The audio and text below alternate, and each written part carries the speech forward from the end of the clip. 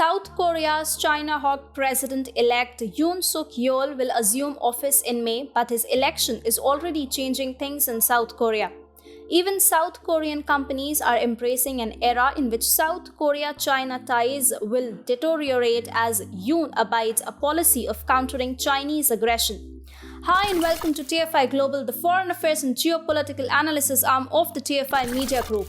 I'm your host, Tejasvi Malhotra. Let's begin. It has been reported that Hyundai Motor Group is looking to expand its presence in Indonesia and other Southeast Asian countries in a bid to offset declining sales in China. It wants to penetrate the ASEAN countries centered on Indonesia as the main market.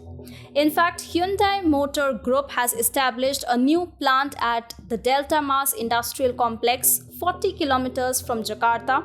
The completion ceremony of the new plant will be held on Wednesday. On this occasion, Hyundai Motor Group Chairman Chung Yui-sun and Indonesian President Joko Widodo are expected to meet each other.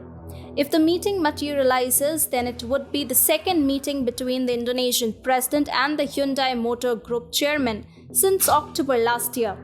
It is also anticipated that Chung and Widodo will discuss electric vehicle production in the ASEAN region during the meeting. Hyundai could target greater cooperation with the Indonesian government given that the Southeast Asian nation holds 20% of the world's nickel reserves and also produces battery raw materials like manganese and cobalt. Such minerals are crucial in the EV sector and can help Hyundai establish a strong EV manufacturing base in the country. The plant, which is the first one to be established by Hyundai in Southeast Asia, has been functional since mid-January. It is presently manufacturing the Hyundai Creta subcompact crossover SUV. The completion ceremony was, however, postponed due to the pandemic. Later this year, the same plant will also start manufacturing Hyundai's IONIQ 5.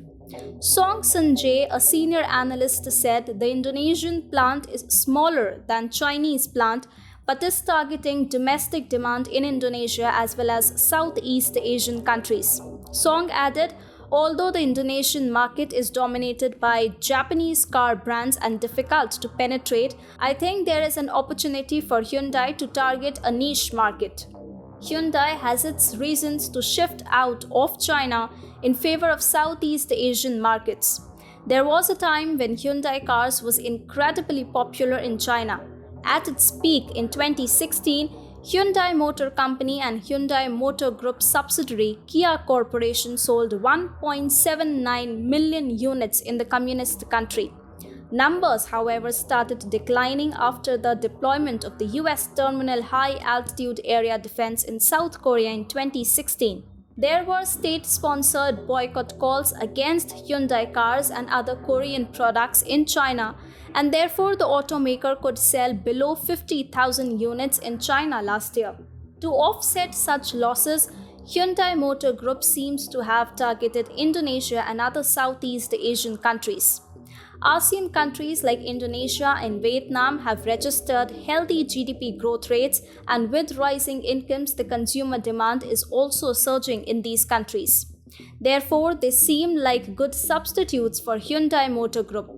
Meanwhile, with the China hawk president ascending to power in Seoul, we can expect more deterioration in South Korea-China ties. Unlike his predecessor, Jae-in-moon, Yoon will not succumb to Chinese pressure. He will keep focusing on strengthening South Korea's security with bold agendas like deployment of US tactical nuclear weapons in the country and strengthening of THAAD missile defense system in his mind.